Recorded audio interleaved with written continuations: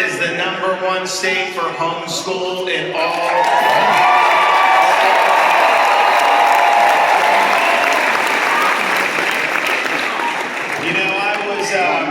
I've always been supportive of education choice, homeschool, having empowering parents, but I have been even more firmer in my commitment to that as my wife and I have been raising our own young kids. And we have a daughter that's about to graduate from 1st grade. We've got a son that's about to graduate from kindergarten, and we got our youngest that's just finishing up pre-K3. And when you think about education and your kids, as a parent, you know, the kids are in many ways an open book.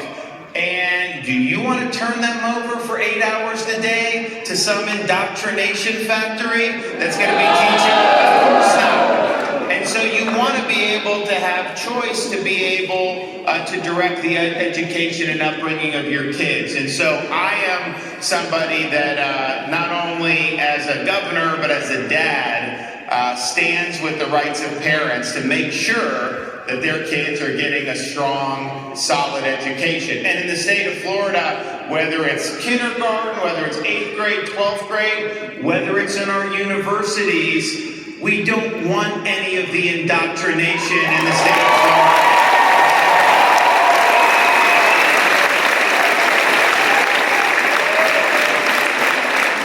When you think about what's happened at some of these universities, you look at places like Columbia University, you look at Harvard University, and they basically let the inmates run the asylum. They can go and you can demonstrate in favor of Hamas, you can take over property, you can pitch a tent and just set up an encampment, you can take over offices, you can do all of that, and nobody suffers any consequences.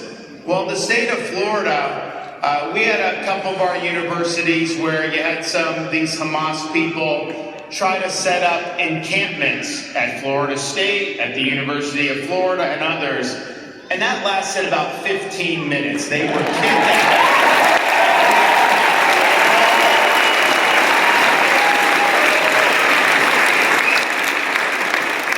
But I think it shows what has happened in education in this country, because this isn't necessarily new for the universities. This is just something that's now been so brazen, because it's one thing to do whatever the fringe kook left causes and go out and, quote, protest.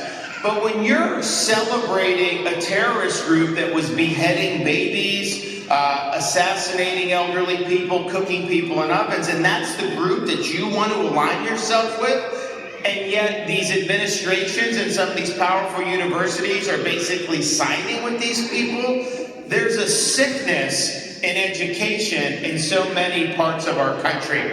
And I can tell you, my job as governor is to ensure that what we're doing in education, whether it's our choice programs, which we do include homeschool in and have supported homeschool families, whether it's school districts, private scholarships, charter schools, or public universities, we want to protect the people of Florida from that intellectual rot. We want to protect the people of Florida from having an agenda shoved down their throats that they don't want. And that involves a lot of things. You know, we had to tussle with a company right down the street here that you may have heard of a couple years ago, because we think it's wrong to teach first graders that they were born in the wrong body or that their gender is a choice. That's not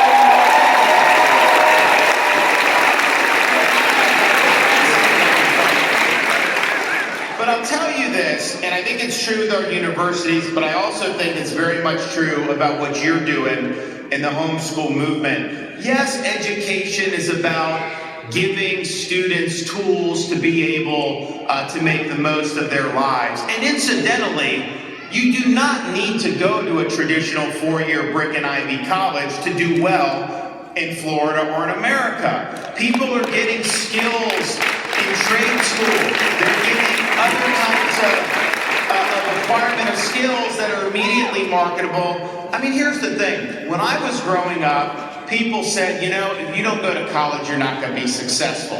And it was almost like this piece of paper was some magic thing. And you know, I do think that we have some great universities in this country in spite of everything. I think in Florida, we're doing better than anyone, and it's cheaper in Florida than just about anywhere.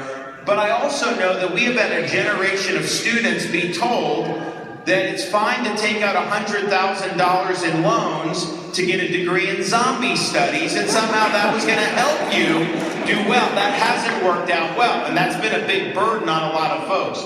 So there's other ways where you can be successful. But I also think, whether it's a university, whether it's K-12 education, preparing people for jobs is really only part of what education is. Because we are a republic, and we have a Republican form of constitutional government. And our founding fathers understood that ultimately, this stuff doesn't run on autopilot. We have a responsibility to provide our young people with the foundation to understand what it means to be a citizen of the Republic, to understand how this country was founded and the enduring truths that our founding fathers pledged their lives, their fortune, and their sacred honor to defend and to establish in this new nation. And so you're not only educating your kids and other kids to be able to be productive in the economy, which you're doing, and that's important. You're also creating a crop of citizens that are going to be essential in making sure that this country can preserve its freedom. Because the freedom is under attack in this country in so many different ways. And so some of the things that we've done, so for example, in our universities, you know, Florida used to require all students take a course in sociology. Now look, if you want to do sociology, I mean, fine, but why are we requiring sociology but not requiring American history? Yes. Or other classical subjects? Yes. So we in Florida, we got rid of the requirement that you have to do sociology, and we added a requirement for American history for all of our undergrads.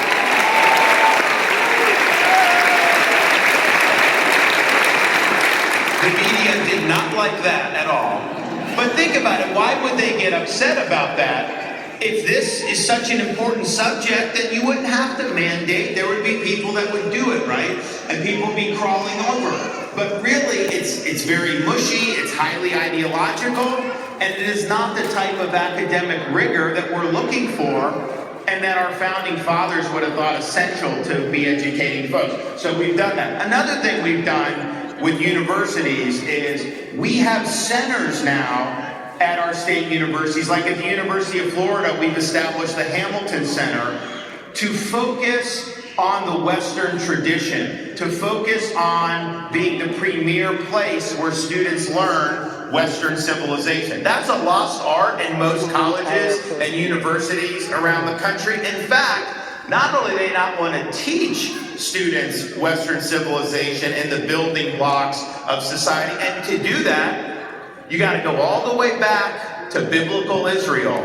You got to go back to before Christ. You got to go back to the birth of Christ. You got to go talk about the New Testament. You got to talk about how that has spread in Europe. You got to talk about the Enlightenment. You got to talk about all these different things. And a lot of those college universities don't want to talk about. What they want to do is they want to attack Western civilization. They want to uphold failed systems as the ideal, attack our founding fathers, demonize our history. So that's what we're fighting against. And so we have these things like Hamilton, where they're bringing in scholars that are really serious about this. So you're going to be able to go, it's $6,300 a year in-state tuition. You're going to be able to go and actually study the foundations of what it means to be an American and to be a citizen of this republic. I wish that wasn't something that was noteworthy in this society, but it is. And in Florida, we're doing it right. And we're fighting back against the tide of ideological indoctrination and focusing on what really matters.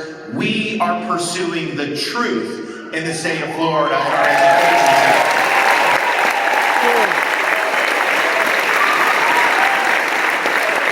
And another thing that we've done, and we're leading the nation on this, In the state of Florida, all tenured professors must undergo review every 5 years and can be terminated for poor performance.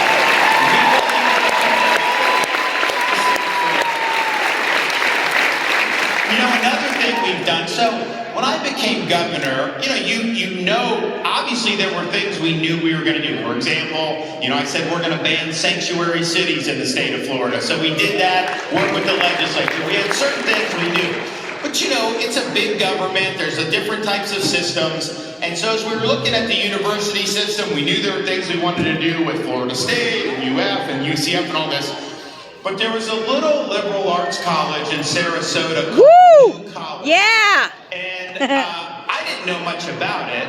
Turns out it was basically like a Marxist commune, left of the left, all focused on ideology.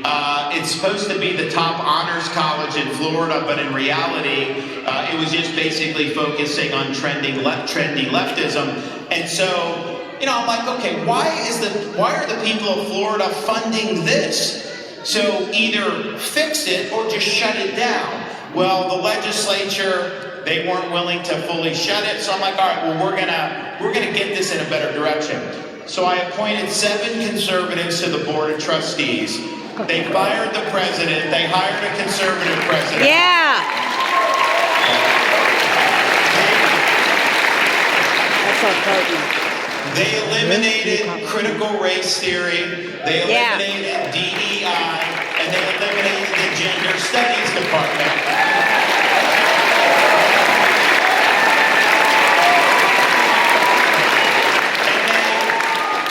And they refocused the college's mission to be the top public liberal arts classical college, similar to like a Hillsdale College in Michigan. So now we're bringing in scholars to Sarasota from all across the country. I've got parents all across America that want to send their kids there. Think about it. I'm a big fan of Hillsdale, but if you're a parent in another part of the country, where would you rather visit in January? Michigan or Sarasota? I think so. This is going to be something where you're going to have serious academic rigor. You're going to be pursuing truth. You're not going to have ideological fads. And we're going to be graduating people that can be leaders in our country. So there's not a state in this country that has done more to reform our universities and to get them focused on their classical mission than the free state of Florida has. And we are going to be better We can't wait until students are in universities. And so one of the things that I noticed was we are not doing enough in grade school from K all the way through 12 to teach American civics and to teach about the Constitution and to teach about all the things that make this country unique. So we did more civics in the schools, more requirements for high school. People actually do a test that's similar to a citizenship test when they graduate about civics knowledge. But the thing about it is I can sit here and tell you, hey, this is what needs to be taught. But you have to have teachers that really believe in this and really understand. And the reality is you can go to universities most places, they're not teaching a lot of the stuff that really goes in to be strong in civics. And so we created a course in Florida. It's 50 hours.